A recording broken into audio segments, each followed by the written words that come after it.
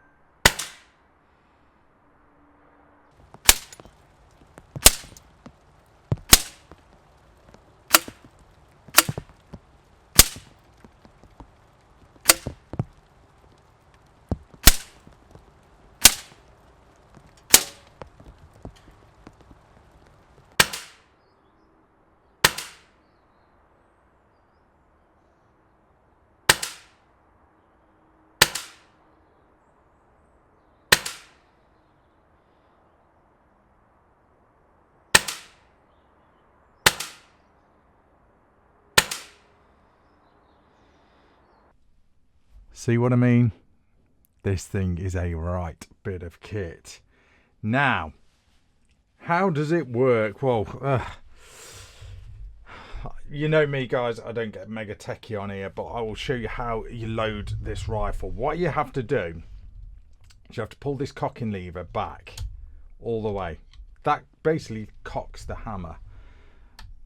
Put it on safety, and what you do is you lift this doorway here. I'll get up close so you guys can see it. You lift up that doorway there, okay, and then you just drop your magazine in. Okay, so you pop your magazine in. I'll roll in range footage where I'm doing it.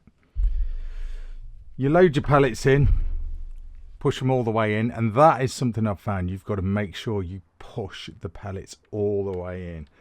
And this thing can be a little bit pellet fussy. I will elaborate on that in a minute when we sort of talk about accuracy. So yeah, you push all your pellets in, and then you literally drop the mag in. You've got like this little bar there, and that interfaces with the slot there. You literally just drop the mag in like that. Once it's in, I won't do it because it's not loaded. You have to sort of just cock the magazine, so you have to just roll it round clockwise. It'll basically sort of click as you do it until it stops, and that basically sort of makes it spring loaded or whatever. It's kind of on a clockwork system.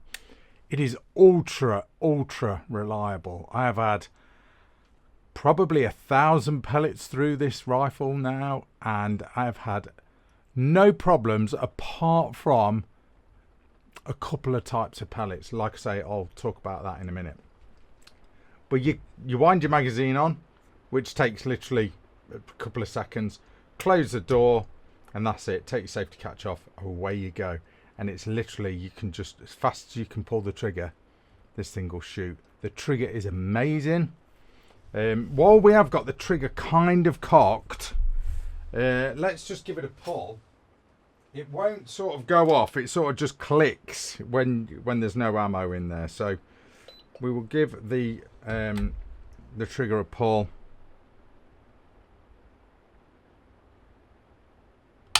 There we go.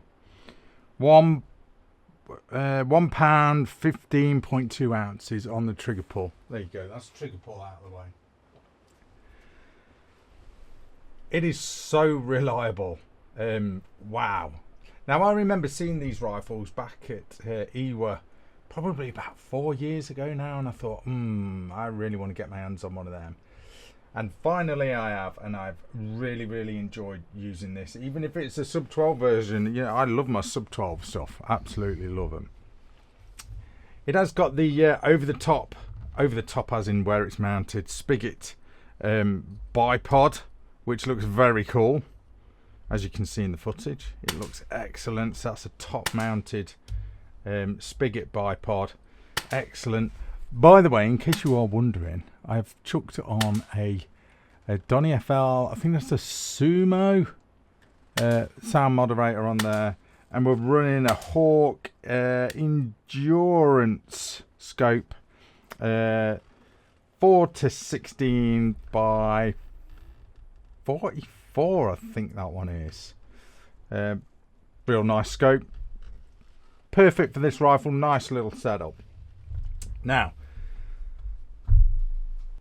let's take it from the top and have a bit more of a closer look at this thing then. So there is your safety catch. Okay, that's your safety catch. That's all your loading gubbins going on there. Very easy to load. I thought, oh, is this thing going to be an absolute mission to load up? No, super easy. You can see in the footage how fast I'm doing it. You've got a stock pad there, fairly nice rubber. Beautiful grey laminate stock. Really nice. Lovely pistol grip on the stock, thumbhole. Nice stippling there, and you've got some quite what's the word, aggressive finger grooves there. Very comfortable, very comfortable rifle to shoot. Plenty of room for a gloved finger as well in that trigger guard there. And then there's your cylinder. You've got a full length cylinder there. I was getting quite a lot of shots out of this. I bet you I was getting a good, oh god, do you know what, I actually lost count.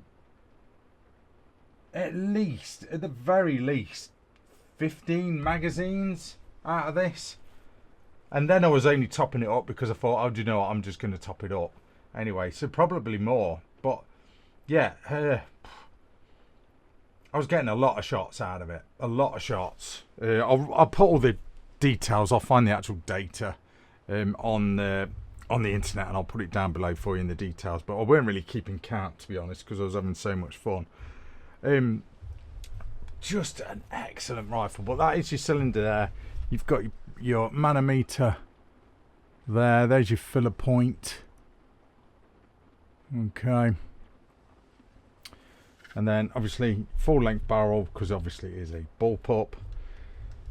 High, and which is nice, a nice high Picatinny rail there, because it's fairly flat. These bullpups quite often are fairly flat, so you have to have a raised rail of some description.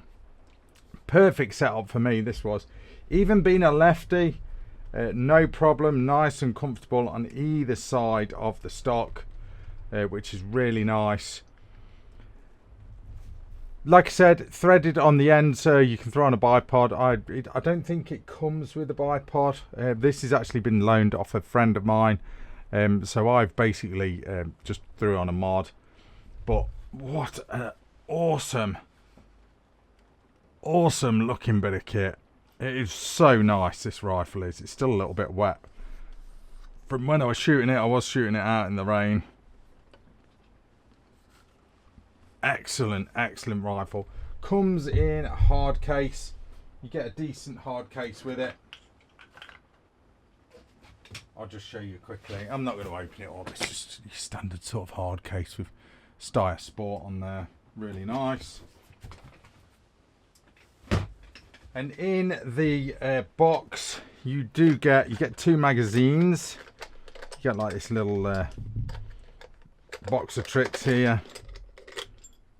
Get an Allen key. That, I think it's like a depressurizer. Bit of toolage going on. Like I said, 2 mags. Filler probe there. Okay, excellent rifle. I will be taking this gun out again before I return it because it is so much fun. This is the manual you get. I'll just show you the manual while we're here. First part is in where's the English bit? So yeah, decent manual. All the bits falling out. How to load the magazine. It's worth reading it before you and how to load the rifle. Definitely worth reading it before you get going on one of these guns, because I was like, how to adjust the stock. So it is slightly adjustable. The stock, it will go up and down. You can adjust the trigger. I didn't mess with it, but yeah, that's pretty much your manual. Oh, you do get a an accuracy test there, a card, which is nice. Well, I didn't actually look at that. What 8.44 grain exacts by the looks of it. Okay, nice. So, how did it do accuracy wise? Now, let me show you. Now, accuracy wise, here is the target. My standard 30-yard target, 3 shot groups. God, this was pretty fast to do with this thing being semi-auto. So, first of all, I started off with H&M Field Target Trophies. 8.64 grains. Great pellets, H&M. This is how we did. We did 0 with these pellets, okay? So 30 yards. And that is how we went on.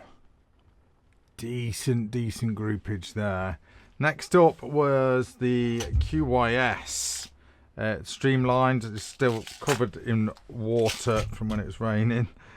Streamlined pellets from QYS. Boom.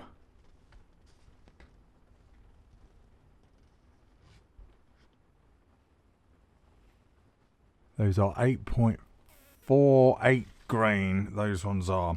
Next, H&M Barracuda 8s. 8.44 grain. I'll show you them. Again, decent groupage going on. Look at that. That's a nice group. Very nice indeed. Just stacking pellets. Then we went on to JSB Exacts. Where are those? These are 8.44 grain as well.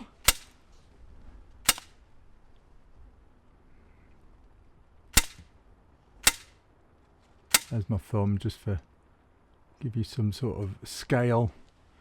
Next up, JSB Hades. These are the 10.34 grain.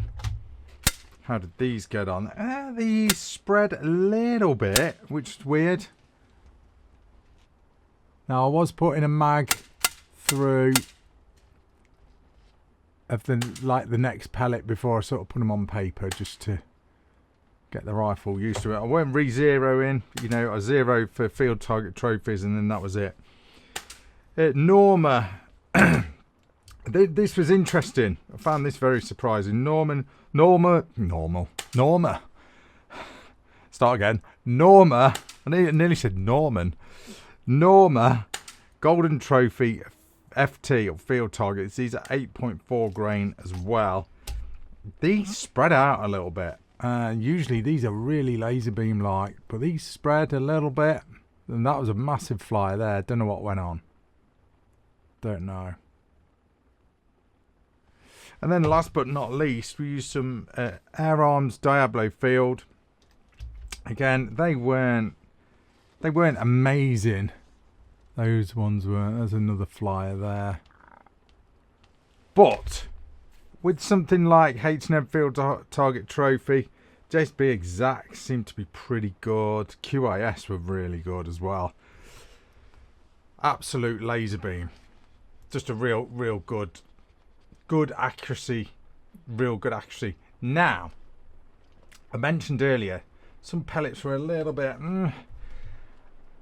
RWS Superdomes, that's usually one of my go-to pellets that I like to try. They were... Well, I didn't want to jam the rifle up with them because they're slightly smaller. When I was putting them in the magazine, they were literally... And I'll demonstrate if I can. In fact, let me get the... So, RWS Superdomes. Yeah, these were just a bit iffy. Now, if I load some in the magazine of this rifle, I'll just put a couple in. What I found was happening was, because they've got real thin skirts, I don't know if you can really see it very well. I don't know if my camera will really be able to focus. But there we got some pellets in, look. When they've got real thin skirts, I was finding that as I put the magazine in, it was just catching the end of these skirts and it was bending them. It's dead hard to see, guys. I do not have the technology, I'm sorry. But they do stick out a little bit, and they were catching it. It was just bending the skirts. So I thought, do you know what? I'm not going to risk jamming the magazine up. So I was like, no, forget it. We're not going to use them. But then other pellets as well, which I found, and I'll demonstrate with the Hades, because these were doing it.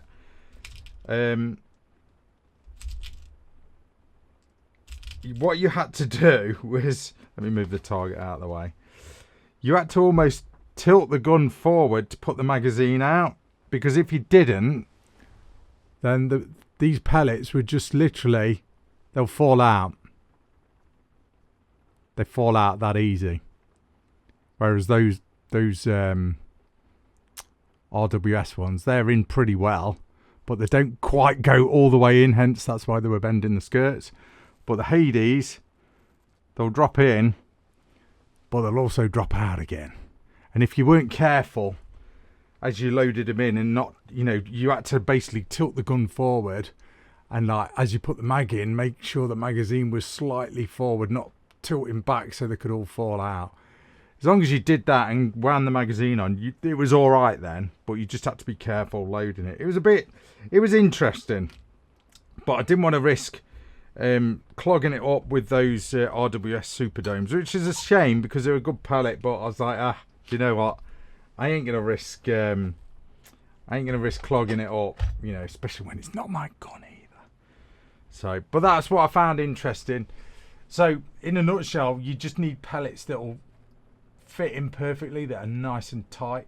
I almost feel, and I don't know whether they would be able to do it anyway, but you know, like on a HW100 magazine where you've got that rubber band, or the O-ring that keeps the pellets in and, you know, tight. Maybe something like that's needed. I don't know. Maybe you can't do it because of the magazine and how it is, because it has to sort of rotate dead quick. Maybe that's just not an option. It is what it is. But you find some decent pellets that fit in perfectly, which from what I found was the QIS H&M Field, Target, and what else? The Barracudas as well. So the H&N's, QIS, they seem to fit these mags really well in the 177. That was my findings anyway.